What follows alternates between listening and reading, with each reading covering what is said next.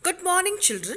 Last video you had learnt about the meaning of constitution and why a country needs a constitution, and also we started with fundamental rights, isn't it? Right to freedom. Let's continue with it.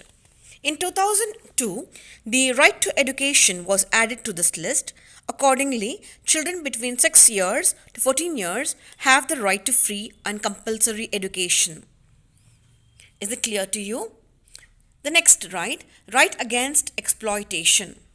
In order to protect the life and liberty of every individual, the Constitution has guaranteed the right against exploitation.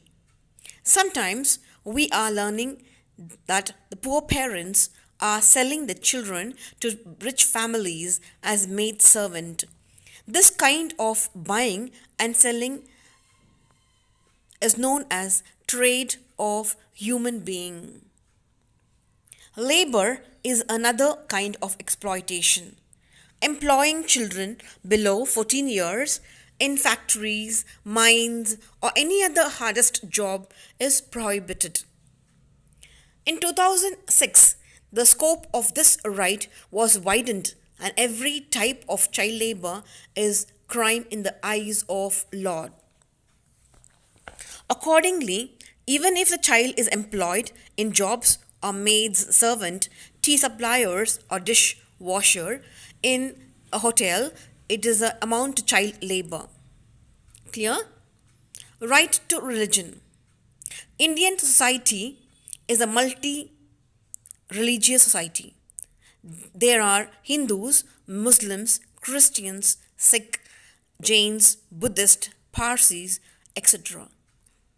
The Constitution has given a right to pray and worship according to their religion. Though every Indian enjoys the freedom of religion, the government has forbid inhuman customs, traditions, and superstitions practiced in the name of religion. Next, we shall see cultural and educational rights. India is a land of cultural diversity with various religious, sect, languages. The diverse cultural traditions add beauty to the Indian culture. In order to preserve the traditions and to develop every language with its unique characteristic, the Constitution has assured cultural and educational rights to Indian citizens. The provisions of this right enables the minority religious, language, and the tribal communities to establish separate educational institution to conserve and nurture their language, culture, and traditions. Is it clear to you, children? So far? Yeah? Shall we go to the next one? Right to move the court or constitutional remedies. If any of the above listed right guaranteed by the Constitution or are encroached upon and denied to any citizen of India, he has a right to approach the court, the Supreme Court, for justice. This is the important right because the provision ensures us that every citizen is able to enjoy this right. Moreover, it becomes impossible for the government to take away the fundamental rights of citizens. Did you understand, children? Okay, I hope you understood. So let's go to the next one. That is the fundamental duties. Ready? Yes. Just as the state must uphold the rights of its citizens should be well aware of their responsibilities and duties towards the state. Is it clear to you? Yeah? Okay.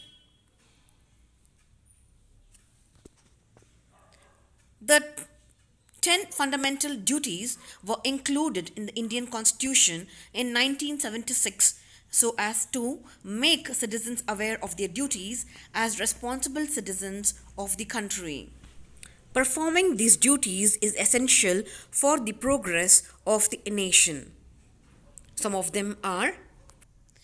So let's see the duties now. To abide by the Constitution, respect the national flag, national anthem, national symbols, etc. at all times. To honor the ideals which inspired India's national struggle for freedom. Next one. To follow, uphold, protect, and defend the sovereignty, unity, and integrity of the nation.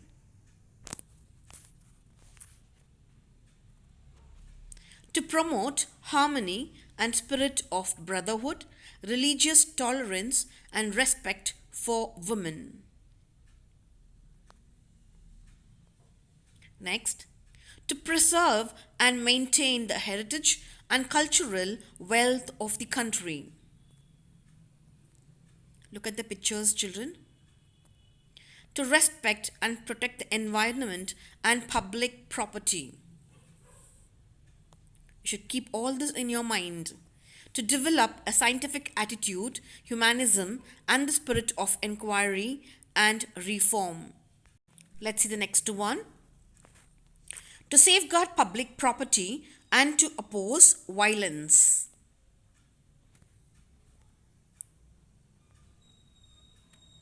Every citizen who is a parent or a guardian should provide opportunities for education to his or her child.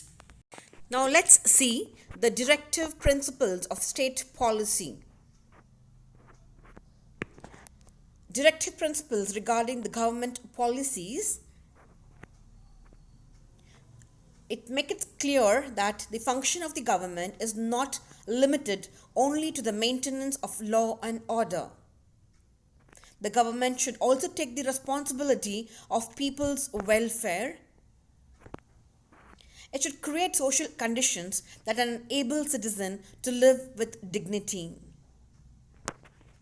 It should formulate policies to raise the people's standard of living. People should be supplied with nutritious food, and public health should be improved. Such are the lines along with which these principles guide the governmental policies. The directive principles expect that India should help to create world peace and should form its foreign policy accordingly.